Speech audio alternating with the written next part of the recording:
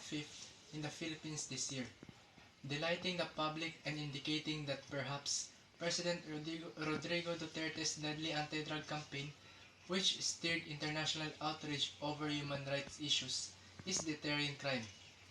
National police figures cited by domestic media indicate that total number of reported crimes issued for statistical purposes fell to 668 in the first 11 months of the year. Only homicides went up. A presidential office spokesman told reporters Monday crime had gone down 35% but did not offer details. Filipinos are saying through public opinion surveys they feel safer under Duterte's anti-crime campaign, Contreras noted. That support has allowed the president to push back against critics at home as well as human rights advocacy groups and foreign governments that denounce letting the police kill suspected drug dealers on the site. The Philippines government has long been ineffective at solving crimes, many of which are categorized as being heinous. Rampant crime has plagued practically all levels of Philippine society, and their occurrences have largely been attributed to the weak and useless systems that characterize the government, especially those mechanisms within it that are meant to address the crime problem. The crime problem has taken its toll on the lifeblood of the nation's socio-economic situation. Crimes have tremendously affected the country's economic growth. A large segment of our people has lost confidence in the law enforcing agencies of government. Many fear that tragedy might suddenly strike them in broad daylight. Stories from newspapers, particularly in the tabloids, are sufficient to send tingles down the spine. One thing is certain, Philippine society is crime-ridden and the government is helpless at effectively checking and containing the already serious and increasingly more serious crime problem in the country. So these are the 4 common causes of criminality. So one is poverty. In a society like the Philippines, where poverty is a given, no second thought is needed to ascertain that in one way or another, poverty causes criminality.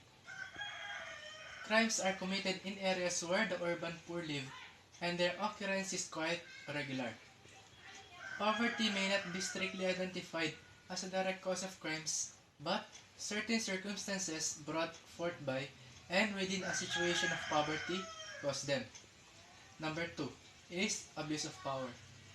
Another prominent cause of crimes in Philippine society is somehow also related to our economic condition.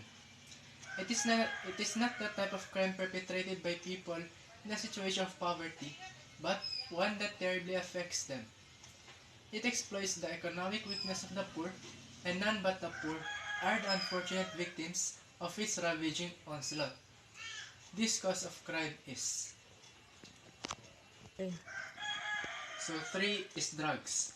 Drugs have always been highly criticized by critics. A person who is addicted to drug will at one point in time do something he or she isn't supposed to do. Drug addicts are often unable to get rid of addiction, as a result of which their life starts getting filled with bad habits. A poor lifestyle compels a person to adopt habits which he or she should distance themselves from. After research, which the most violent criminals were asked about their crimes, they blamed drugs as the main reason. Drug addiction is another rampantly growing disease which has slowly encapsulated many parts of the world. As many as 0.7 million people die from drug addiction in the US alone. Number 4 is the society. Societal norms and standards have always been topical. We live in a day and age where money is valued more than a relationship and a normal standard of life. In the drive to succeed, many people fail to create a demarcation between their needs and wants. In a society where even universities are teaching children to earn money instead of realizing its value, one can never say crimes won't be committed. Some parents have a bizarre habit of comparing their children with other kids, which is why their kids often indulge in criminal activities to make a lot of money. When people flaunt their wealth in society, it is common for less privileged people to feel compelled to earn more. Therefore, if you are flaunting your wealth in front of the poor and needy or anyone from a middle class background, you are contributing to the crime stats of the society in some way. So, how to address crime? Number one is educate everyone. Help children and everyone to learn about the consequences of violence. Letting them lay out their thoughts about violence can help them learn how to think through these and other issues.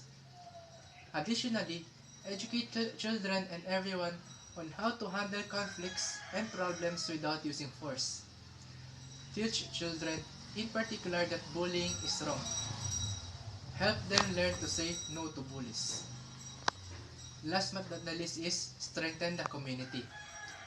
Violence anywhere in the community can affect all. Establish community standards and policies that reject violence and other crimes. So that's all for today, and thanks for watching.